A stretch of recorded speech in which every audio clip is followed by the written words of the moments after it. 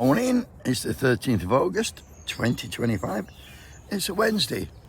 That's it. Today we've got a double yoker. We're going to talk about Bridgen and then Richard Tice. Just before that, I send solidarity to the dustbin men in Sheffield upon Lumley Street who've been on strike. They've been on strike for a week next year, trying to get the union recognised by the company Veolia. And there's a mass picket there next Tuesday, the 19th of August, so I'll be there. The more the merrier, I say. Getting on to Bridgen, he's a former Tory MP until 2023 when he did have the whip removed. What he did, he criticised the efficacy of the COVID-19 vaccines. They were calling him out for quite a while, were Andrew. He was called a conspiracy theorist, traitor, all. Everything you could wish to name, but a lot of what he said I thought were true. He's by no means a saint, is this fella, and he's got fucking a really dodgy history, just to say the least.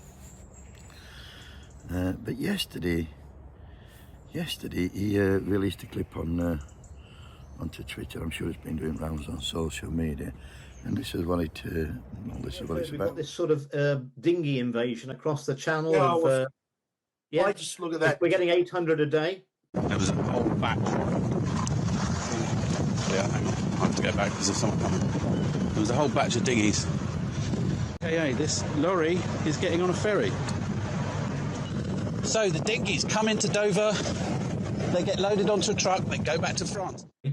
And he sent that, he notified GB News in the UK and Nigel Farage that he offered them the clip, which they didn't come back to him, that the lorry in question that's moving the dinghies across the channel from Dover is operated by a company called GXO. That's a company owned by BlackRock, one of the biggest logistics companies in Europe, and it was under contract to the Home Office, the government in the UK. Basically, he's saying that the dinghies are coming in from France, full of asylum seekers, and then they're unloaded, and then they store them, and then they put them back in the lorry, and they send them back to France to use them again. What do they do with them? I don't know. I've seen clip, it looks like that's what they do to me. And the bloke who filmed this, he offered this film to KGB News and to Nigel Farage, who never got back to him. I mean, why won't they want to use it? Why won't Farage want to use it to score some political points, I wonder? Be right to vote when I for him, wouldn't it? I mean, unless the only reason he might want to use it, he might be in on it. You know what I mean? They might all be in on it. I'm going down a rabbit hole now, but if you're thinking about it, they could stop these boats as easy as out if they want, but I've been saying for a long time they want people to come here, cheap labour. It's a diversion while millionaires can continue looting country. Everybody's falling out with bloody asylum seekers. And I don't know. Let me put my glasses on a minute here. Is he suggesting that if you dig deep enough, the UK government is behind the mass legal and illegal immigration? I think he might have a point. I mean, the lorry that returns the dinghies, that's owned by BlackRock. Well, it's owned by a company called GXO, whose parent company is BlackRock, and they're employed by the Home Office. All this at the taxpayer's expense. It's a bit like fucking HS2, where they take all money out of public sector, put it into private hands.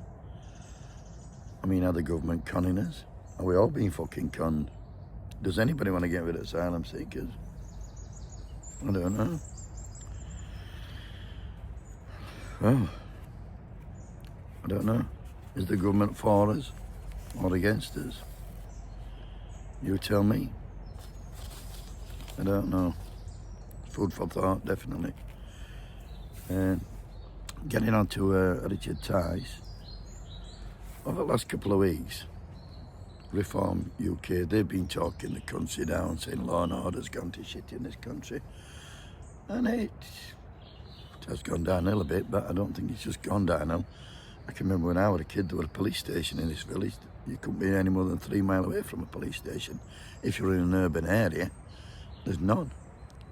Over the last 14 years, Tories have got rid of loads of police stations and loads of police, so there's any, I don't think it's, what I'm trying to say is I don't think law and order is any worse under Labour than it were under Tories, and the Tories are responsible for that.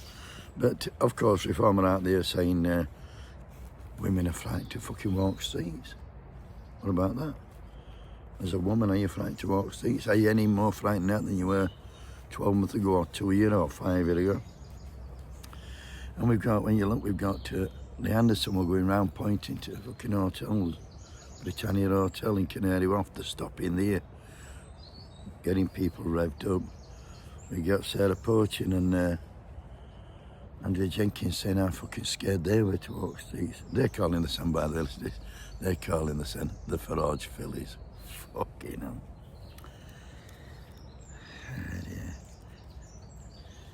They're stirring the shit, and they're saying how they feel vulnerable, and they're aiming at the asylum seekers for making them feel vulnerable. But yesterday, the MP for Boston, Skegness and Dubai, Richard Tice, he was stirring shit again. Dick again. Listen to what he had to say. Encourage people to do this then, because that seemed to be what Sarah Poachin was saying yesterday. She was praising groups of, and it is men often who are doing this at the moment. It's quite a sort of gendered debate at the moment around men protecting women. Would you encourage more groups of people to set up these sort of groups themselves in their area? I think we should absolutely ensure that our women and children are safe in this country.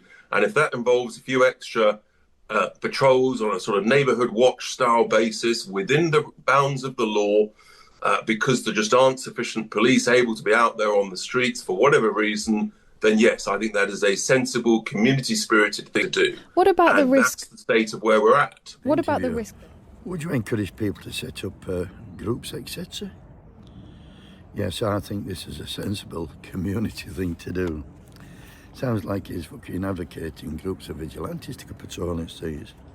Only if he'll be supplying them with suits and jackboots.